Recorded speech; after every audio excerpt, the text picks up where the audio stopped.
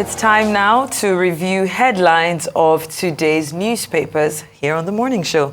And we'll be starting with, of course, This Day newspaper. Yes, definitely the paper of records, as we always say. Just right at the top of the masthead, we have this headline that is making some people think, wow, we're on track to do some great things. Oil production hits 1.6 million barrels per day. Petrol consumption falls by 30%. I'm not sure whether to laugh or cry, because a lot of people have said that it's always been a lie. There's always been a scam with the numbers when it comes to how much petrol we're consuming in Nigeria.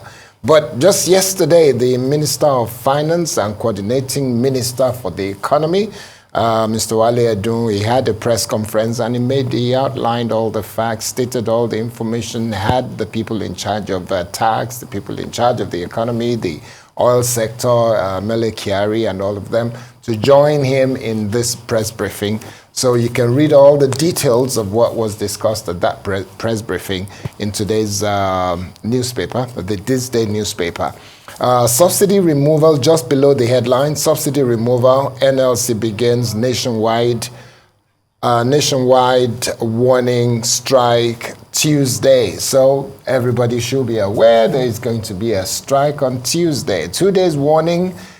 We expect, unless, of course, Mr. President calls the NLC and sits with them, NLC, TUC, and all the other organized labor organizations, call them in and have a conversation with them to prevent this warning strike. That's very important. Then Tinubu to UN, provide practical support to Nigeria in war against terror. So the president is asking for support from the United Nations. So, I don't know, is there, just before we wrap up, we've got to go. I mean, I think definitely this is something that we need to look into, because even as, President Tinubu being the head of ECOWAS looking to, Niger and Gabon, we still have our own issues here in Nigeria, dealing with Boko Haram in the north, dealing with, insecurity, dealing with kidnappers, crude oil theft. There's so much that he still needs to deal with. But as regards to terrorists, I don't think it's a bad thing that he's looking towards the UN to say, we need you to, the Global Bloc needs to host counter-terrorism summit in Abuja in April next year as a body language to show that something is actually being done by the president.